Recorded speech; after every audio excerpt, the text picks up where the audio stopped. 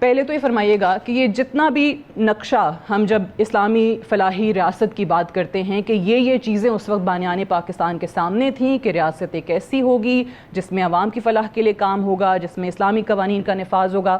وہ کہتے ہیں نا کہ جب تک آپ غلطی کا اعتراف نہ کر لیں یا ادراک نہ کر لیں تو کریکشن اپلائی نہیں کر سکتے. یہاں پر غلطی ہوئی کہاں؟ وہ کوتاہیاں، کجیاں، خامیاں کہاں رہ گئیں؟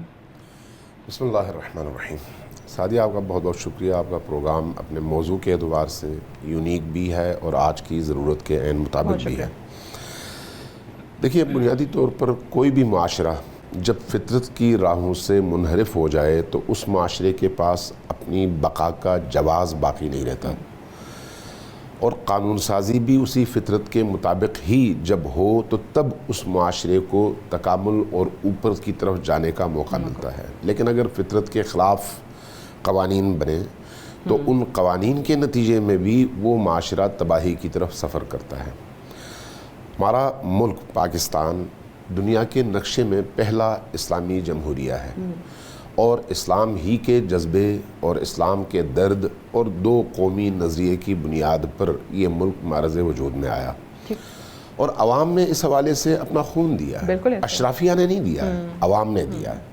ہاں، اگر آپ قائد اعظم جیسی شخصیات کو دیکھیں اور ان کے ہمراہ جو لوگ تھے انہوں نے واقعی بڑی قربانیاں دیں، لیکن جن کو آج ہم سرمایہ دار، جاگیردار، اشرافیہ کہتے ہیں، ان کا پاکستان کے بنانے کے حوالے سے کوئی رول نہیں ہے.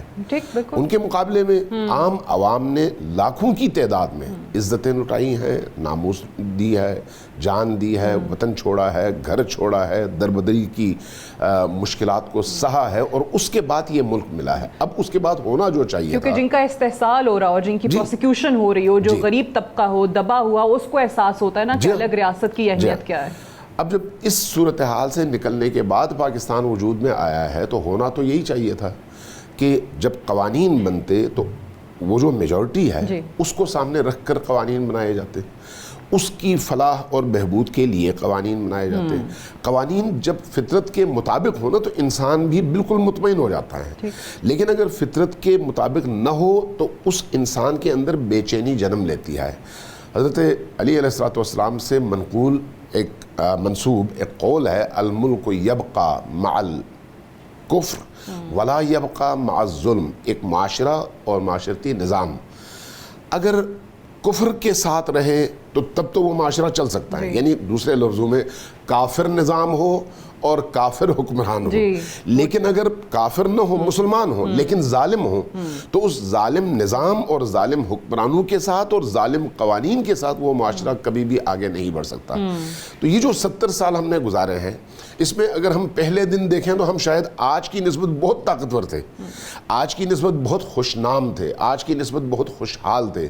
ہماری عوام کے قوت خرید کا اگر آج سے 60 سال پہلے کا جائزہ لیں اور آج دیکھیں تو آپ کو آسمان زمین کا فرق نظر آئے گا. اس کا مطلب یہ ہے کہ جن لوگوں کے ہاتھ میں یہ ملک آیا قائد اعظم کے بعد، انہوں نے جس طرح کے قوانین بنائے اور جس طرح کے کلچر کو فروغ دیا، جس طرح کی تہذیبی روایات کو انہوں نے جنم دیا، ان روایات نے آگے بڑھ کر عام انسان کا گلا گھونٹا اور ایک خاص طبقے کو فائدہ پہنچانا شروع کیا. ابھی آپ نے جو انٹرو میں کچھ اعداد و شمار بتائے، اگر آپ تو تیزی میں گزر گئیں، لیکن جو بھی انسان ان اعداد و شمار اور اس کے علاوہ اس سے ریلیٹڈ اعداد و شمار کو سامنے رکھے تو وہ اگر خود کچھ حملہ آور نہ بنے تو کیا بنے، اگر وہ دہشت گرد نہ بنے تو کیا بنے.